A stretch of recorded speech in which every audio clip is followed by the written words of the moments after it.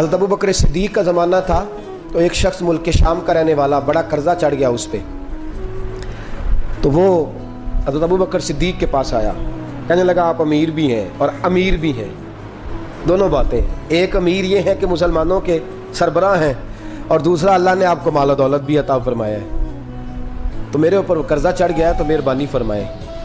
وہ کہتا ہے حضرت صدیق اکبر نے میرا ہاتھ پکڑا، گھر کے اندر لے گئے، باہر سے دروازہ بڑا اعلیٰ تھا لیکن گھر کے اندر گیا تو چارپائی بھی کوئی نہیں تھی، کھجور کی چٹائیاں بچھی ہوئی تھی، کھجور کی چھال کی، اور وہ بھی پھٹی ہوئی۔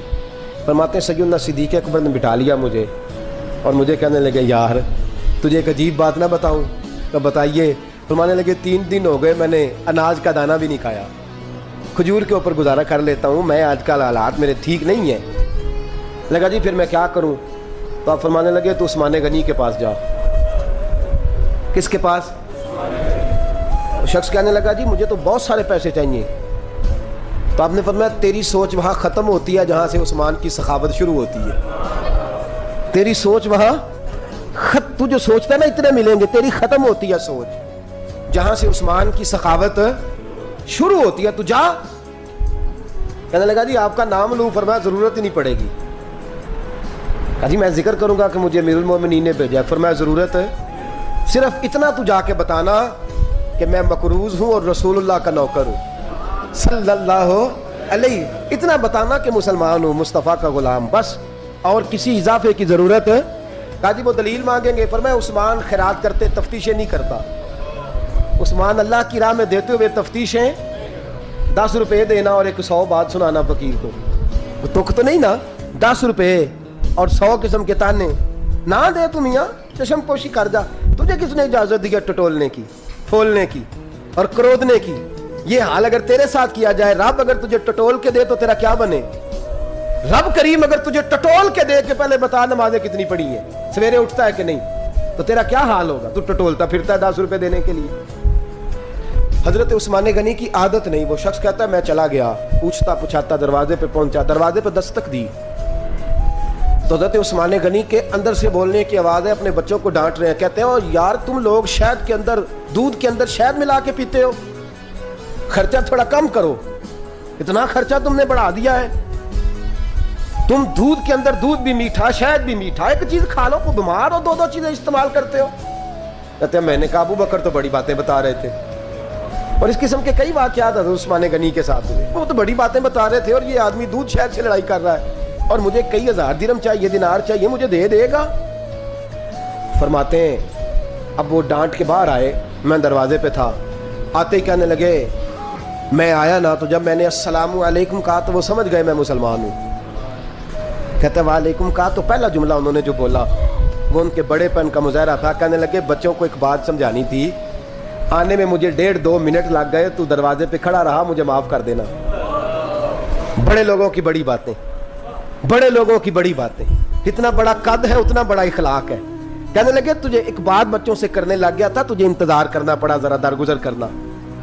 کہتے ہیں پھر انہوں نے دروازہ کھولا، جو اس وقت ان کا ماحول تھا، حویلی کا، ڈرائنگ روم کا، جو بھی، مجھے بٹھایا۔ کہتے ہیں میرے لیے جو پہلی چیز آئی وہ دودھ کے اندر شہد ڈال کے وہ لائے۔ کہتے ہیں میرے دل میں خیال آیا گھر میں جھگڑا کر رہے تھے، مجھے پلایا، اس کے بعد کھجوروں کا حلوہ آ گیا۔ کہتے ہیں میں نے کہا بچوں کو کہہ رہے تھے ایک میٹھی چیز استعمال کرو، میرے لیے 3 آ گئی ہیں، 3 آ گئی، عجیب شخص ہے۔ کہتے ہیں میں لیکن ابھی میرا تصور جمع نہیں، میں نے کہا اتنا تگڑا نہیں جتنا حضرت ابو بکر نے بتایا ہے۔ کہتے ہیں کھلا پلا کے نا پھر پوچھنے لگے کیسے آئے ہو، کیسے آئے ہو؟ تو کہتے ہیں میں نے کہا کہ جناب میں مجبور ہوں، آج بہت سارے لوگ ہیں نا جن کے پاس کسی کی بات سننے کا ٹائم ہی نہیں، کہتے ہیں موٹی موٹی بات کریں، آخری۔ حضرت عثمان غنی پوری کھلا پلا کے کہنے لگے کیسے آنا ہوا؟ کہتے میں نے کہا جی میں مسلمان ہوں، ملک کے شام کے مضافات کے ایک گاؤں کا رہنے والا ہوں، کچھ کاروباری مشکلات آئیں تو میں مقروض ہو گیا، میرے اوپر قرضہ ہے، مجھے کچھ پیسوں کی حاجت ہے۔ فرمانے لگے میں نے کچھ پیسے کہا، انہوں نے ایک آواز دی تو ان کا غلام آیا، ایک اونٹ کے اوپر لدا ہوا سامان لے کے۔ کس کے اوپر؟ اونٹ کے اوپر۔ کہتا ہے مجھے 3000 اشرفیوں کی ضرورت تھی، میں نے بتایا نہیں 3000 چاہیے۔ اونٹ آیا تو حضرت عثمان غنی کہنے لگے اس اونٹ پر تیرے لیے تیرے گھر والوں کے لیے میں نے کپڑے بھی رکھوا دیے, کھانا بھی رکھوا دیا اور 6000 اشرفیاں بھی رکھوا دیے. تو پیدل آیا ہے تو اب اونٹ لے کے جا.